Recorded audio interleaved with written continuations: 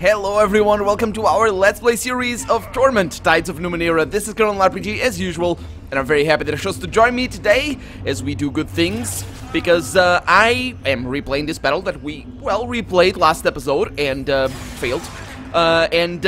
This time around it's going way better, simply because I managed... So they get knocked down. Yeah, well, they are getting knocked down. So are we. That's actually bad. That's really bad, actually.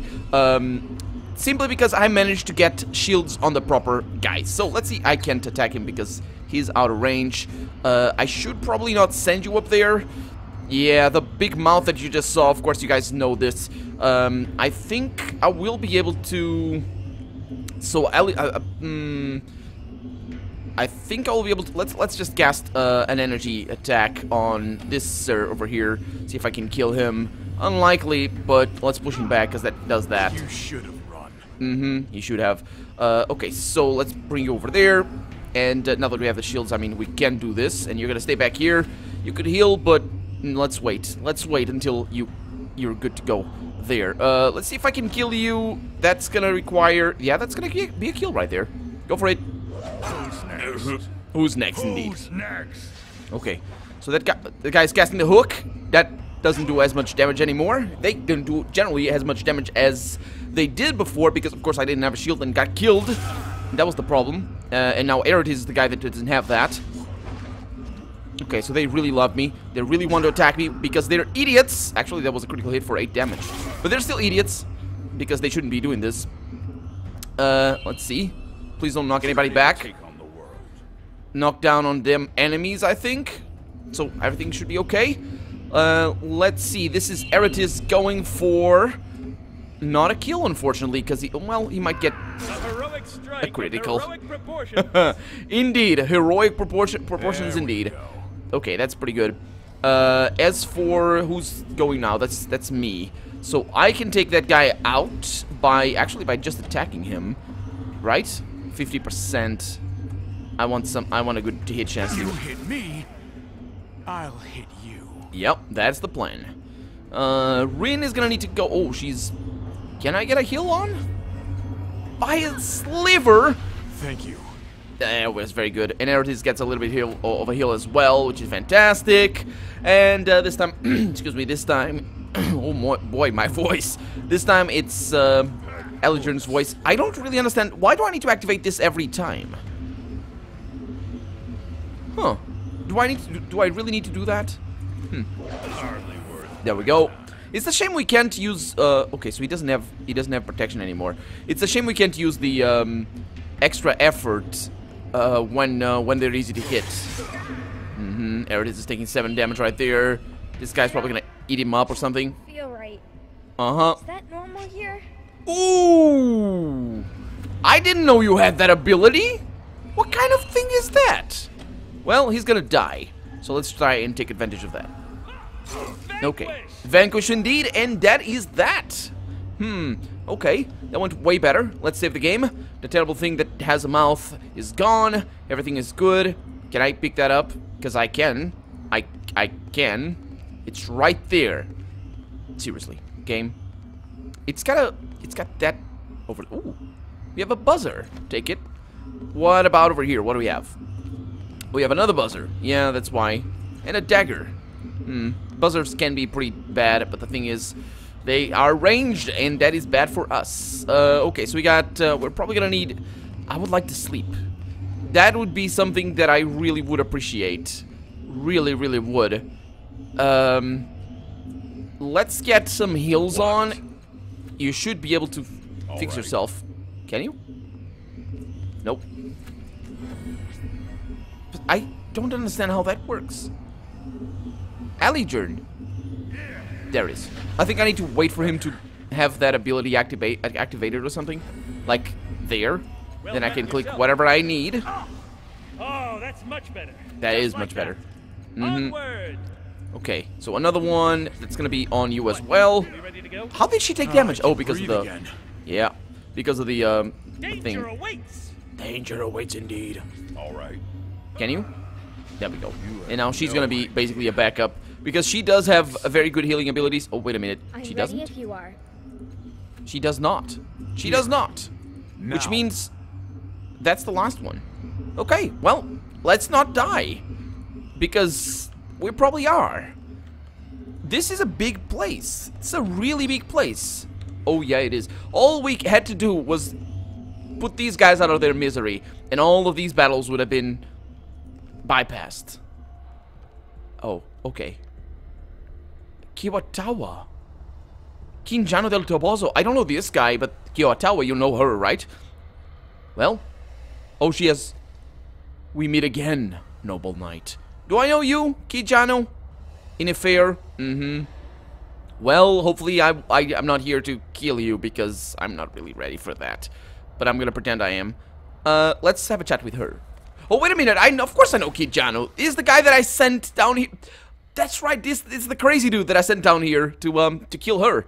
And apparently he met her. I'm not really sure why he hasn't killed her. Hopefully he didn't get turned or anything. On the surface, Kiwatawa looks exactly the same as when you first saw her in the Dendrohur Chapel while you were investigating the murder of Fulsom's protege in the underbelly. But some things have definitely changed. A feverish, bloodish glow colors her skin, and her grin is entirely at your expense. Ah, the investigator, she says. Good to see you again. I thought I had you fooled, she says. The lost little girl surrounded by inhuman cannibals? We managed to understand each other, didn't we? Yeah, speak for yourself. You never fooled me for an instant. Maybe not, she says with a careless shrug. But I still got away, didn't I? Well, that wasn't my job to get you, because I could have gotten at any time, I suppose. Well, not really, because I can't initiate combat at will, so... Anyway, she stares past you for a moment, the smile slipping from her face.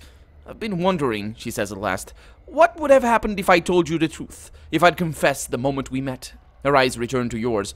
What would you have done? We will never know, will we? An odd expression crosses her narrow face. Desperation, maybe, or fear. I suppose not, she says, smiling again. All of that is behind us now. Yeah, I don't know, because she's not confessing right now. I need to hear her side. Why did she do what she did? What is the motive? Tell me things, otherwise how would I make a choice? If you don't tell me things, if you just said, "Oh, it was me," and don't say anything else, I probably would have turned her in. But still, I would have. The thing I would have done is asked her why, because I need that. But anyway, don't you feel guilty for what you've done? I suppose that's, yeah. Why should I? She snaps.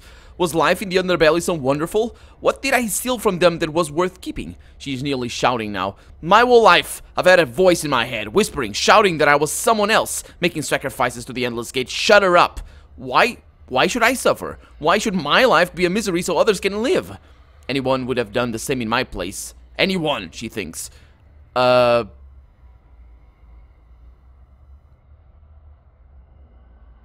a very good line right there. I was wrong. You do feel guilty. Her only response is a short, wheezing laugh. Are you happy here? No, I don't care for that. I should have known I'd find you here. Let's go with that. What? She says, barking a laugh, glancing at the men beside her. You think I've found a place of honor here? They don't trust me. None of them do. She snorts again, but she isn't smiling. So why don't they trust you? Her face tightens as though in pain.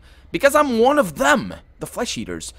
They wanted to release me when I arrived, but Inifere stopped them somehow. Gods know why, but I'm not leaving his side. God knows what. Even here I'm not. Inifere accepts me. Even here I'm not. What? She's thinking that. What is that? Inifere accepts me, she thinks. He understands, I think. Why?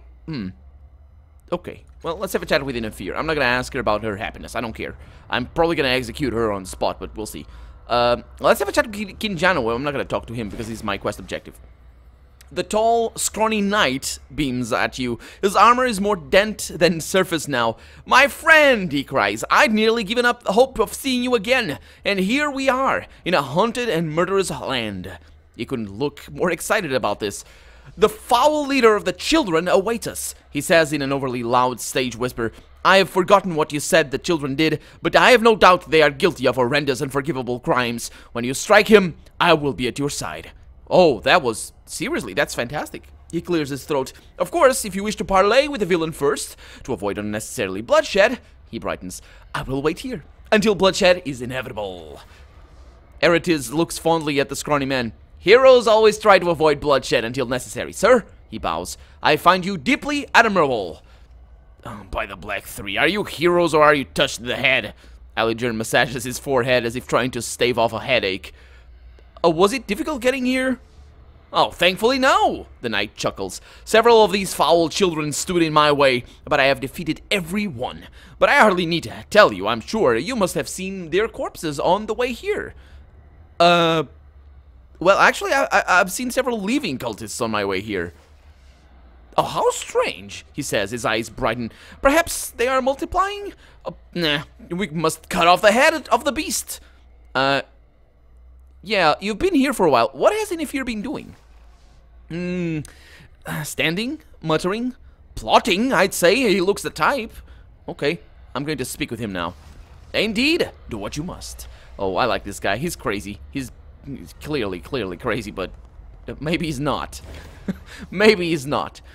This man is long-limbed and bony, unmuscled, with a sunken chest. Sparse hair on a scarred scalp, rags hang from his slumping body. He wears the cast-off tattoo, but he's like no cast-off you've seen. He regards you with bloodshot eyes, fever-mad. But just as the pupils remain black and pure amid the veins, you sense something hard and sane within the madness. His words are hoarse and dangerous. You've come too far by far. There is no escape. None leave the gate. Hope, no hope, speak or not. He will die here, or not should not have come. What? His thoughts are a mess. Such a pretty brother, father's loving touch on every inch of you. Born to run among the sunlit lilac, Sela, singing Hela, Halai, to the gull's last strum. Such splendid dreams. He scrapes at a lesion on his arm and cocks his head listening. But you're the one who fell, aren't you? We smelled you cooking in the sky, always a black omen, a falling star. Our Father in heaven never showers gifts. No, sows trouble, and the reaper comes to harvest. Crops we all are, till we come a cropper. Now you've wandered far away to where woes hold sway, poorly choosing when you chose woes. Here beyond the gate, hate. He smirks, but you cannot tell if it's part of his madness or the hint of a method to it. The children love playmates, your nieces, nephews. They have learned wild lessons as if from father's lips. Pain. Taught with teeth.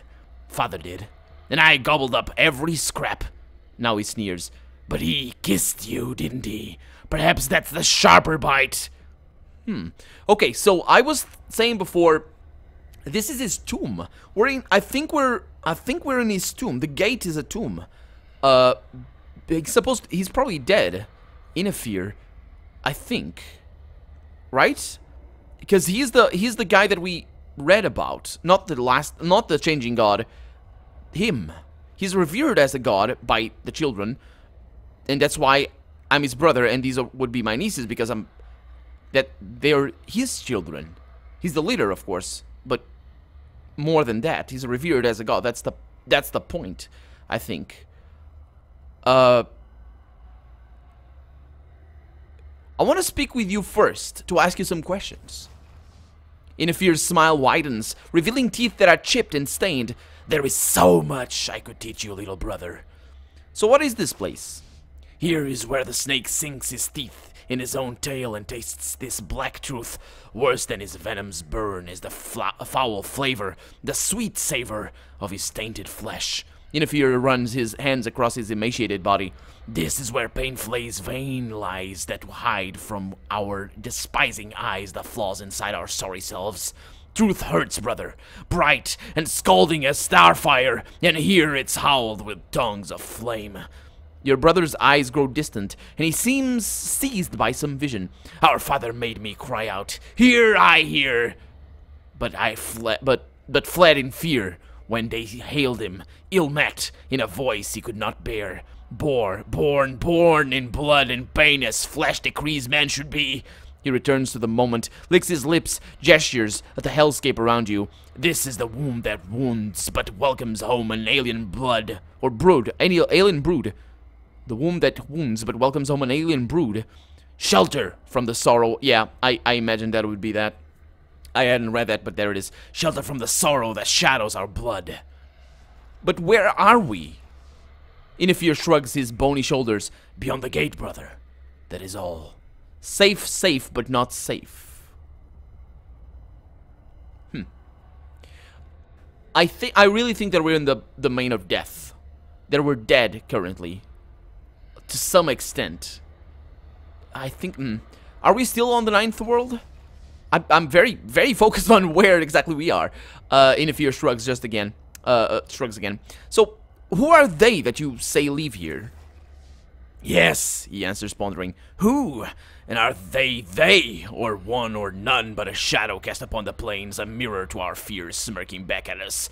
They writhe, they rise, they reach across the void with whispering grips, groping blindly, till a fool lights their way.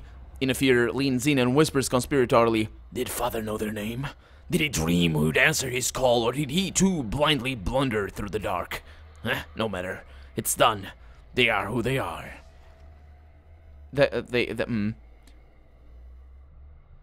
It's... Is it the sorrow? For a moment there I thought they would be the what is it? Like the dudes in that are skins that look like flayed skins from people. They actually are people, or they have at least consciences. And I thought they might be and they might be masquerading as something. But maybe that's not the case. I think it might be the faces that we see, the terrible just teeth and eyes that we see. So what did you mean, shelter from the sorrow? They might be the sorrow as well. Surely, brother, you know what our father fled. Why he fled. What our father fled. Why he fed. That's not a typo, this is all on purpose. Why he fed, why he shucks off husks and hides like the shin beneath a huckster's shifting shells. Inifere studies your face. I know you know. I see the sorrow's horror behind your eyes. It will not cross the threshold of the gate or face the fiends that lurk in this place. Is that why you came? To trade that terror's harrying for a measured measure of woe. You are welcome. You need to only open your mind and they will open their arms to you. But would I be allowed to leave if I want to? They will do with you what they want, little brother. No, I did not come here so I could stay. Inifere gives a hollow laugh. Wise, brother. Very wise. That is, if they permit it. So... I think I don't sense evil in this guy. There's no reason for me to attack him. There's more questions, but there's no reason for me to attack him. He's friendly. I mean, he's crazy. I don't think he knows that people are following him. The children... does he? Help me destroy the creatures that dwell here. Inifere.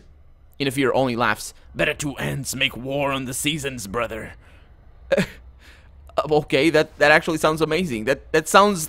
It's so lyrical. Actually, his wall... This reminds me of just mad lyrics of songs. It's so poetic. All of his lines are fantastic. There's some stuff that is a little bit more complicated to understand, but there's just brilliant stuff in here. And it's like, it's awesome. That one just takes the cake, I think, for me. It's just evocative, I guess. It's brilliant. Inifere licks his lips and nods. So tell me about our father. Your brother's voice becomes low, calm, and careful. His mind's as sharp and shining as a lancet. And all across our clan, all across this rotten world, are the scars left by his surgery. After a short silence, Inifere hacks a bitter cackle. Isn't the make of men obvious from his misbegotten offspring? Or do you find yourself so fine that you dream yourself a kingly sire? I'm sure this has a lot of meaning. This might be extremely important. I hope that it is, but I can't really understand. I want to know about you, how you came here, how all this happened. You do not, brother, for all you think you do. He rolls his neck, slowly cracking each vertebra. There will come a day when you'll wish to vomit up the pain that fills you unto bursting. When you'll regret gorging so long as the feast of others' suffering. No, that sounds like death metal lyrics right there, but it's still very lyrical. He smiles genuinely, it seems, though sadly. But you will not have me to blame on that day. Because you'll die? Huh. Please tell me about yourself. You are asking the wrong questions, little brother, and seeking to peek beyond the wrong door. Leave it closed. Why are your followers so bloodthirsty? Oh, the children long to guzzle many bitter brews, brother, Inifere answers. But blood is not among them. They put the stuff to other use, of course. Use juice, sprucing up the dismal tombs, and who can blame them for bringing color to such a somber land? Inifere laughs, but it is a false laugh, and his eyes are filled with disgust. He sees that you've seen what's inside him, and scowls. His voice drops to a whisper. It's brilliant. It's brilliant. They are preaching, brother, he hisses, spreading the gate's good graces to the heathen flesh-eaters and milquetoast memorialists, he shrugs. Apotheoses by agony. They have my own transcendence, he spits the word, and seek it for themselves and others. His voice lowers again. It's the gate, brother. It drives them mad as must to a bellow heart. They hear the music of this place, and it cries for a saber dance. He shrugs, raises his voice. No door opens without a toll, brother. Okay, so... I can see hints. I can see hints that of these guys' objective. Control is not among them, not among me. They are lost as I am, lost and lost. Yeah, I fear they're crazy. They're all crazy. Because it's the hints of duality in the Children of the Handless Gate.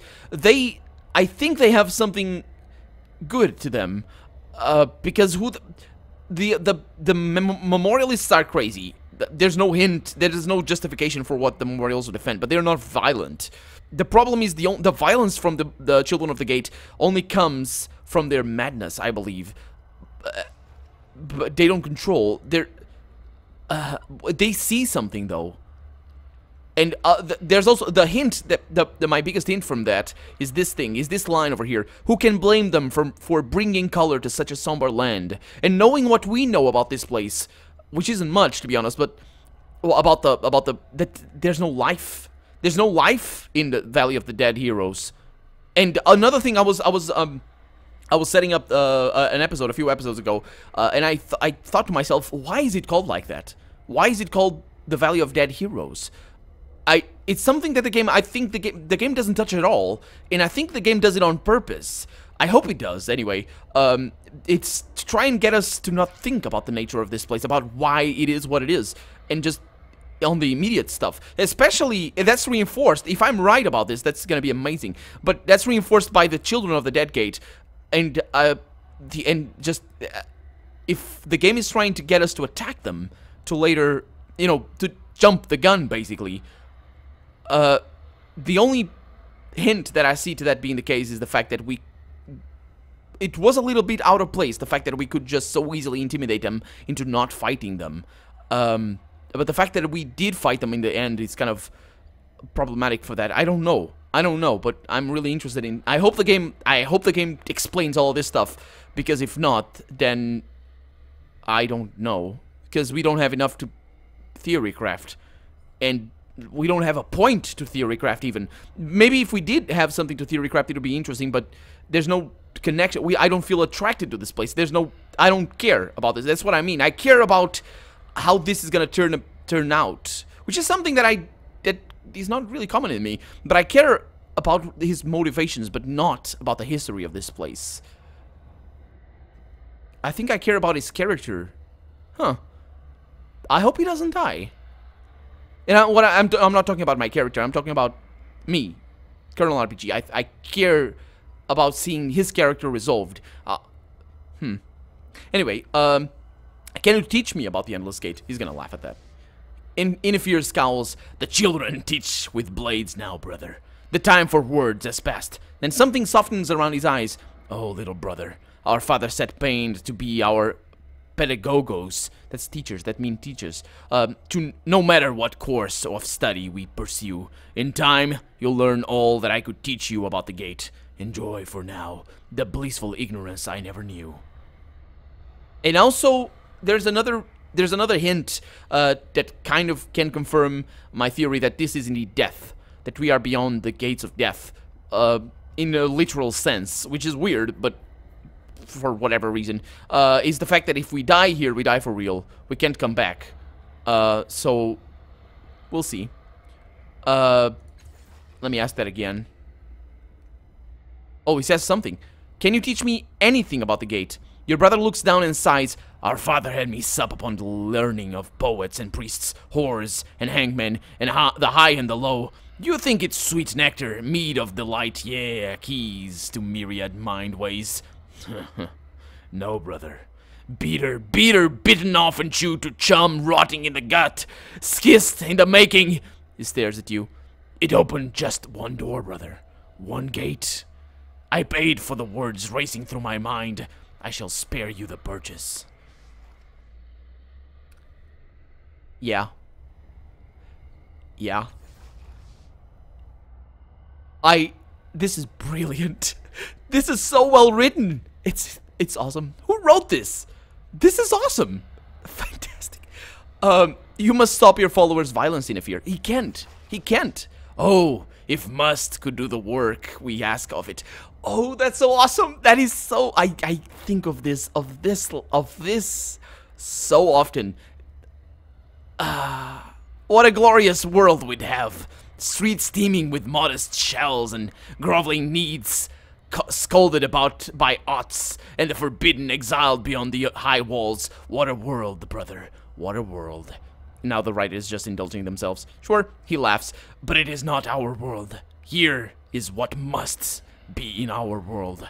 Pain and death, a bartering of the one against the other, until that final day when the stars grow cold, and at last no screams echo in the void. Till then, he shrugs. In any case, I fear your folly is quite profound. One does not say to the caged calyptor, Prithee, beach. What? Prithee, teach thy zookeepers better manners. Calyptor? Sure. Capture? I have no idea. The smile on his face is one of bared pain. Make no mistake, brother. They are my keepers, not my followers. My only power over them is to open or close the gate.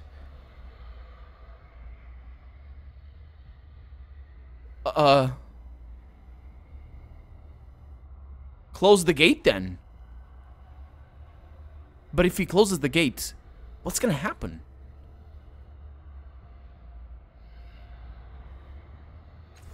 Farewell. Inifere shakes his head. Farewell? No, little brother. There is a fair chance we'll fare poorly. You sense something shifting in the air around you, the ground beneath you. There's a rumbling you can't quite hear, speaking words you can't quite understand. There's a fare to pay for those who cross the plains this way. Weighed in pain, a toll for the soul to thole. He sighs, then readies himself, and I am bound to collect it. Oh, what's gonna happen? What's gonna happen? Well, I'm gonna leave you on a cliffhanger until tomorrow for the next episode, unless you're not seeing this on the day of release, in which case you can click over here. But for right now, I'm Colonel RPG, and this has been Torment, Tides of Numenera. I really hope you've enjoyed it, and if you did, go ahead and leave a comment, like the video, but above all, thank you so much for watching, and I hope I'll see you next episode. Bye-bye.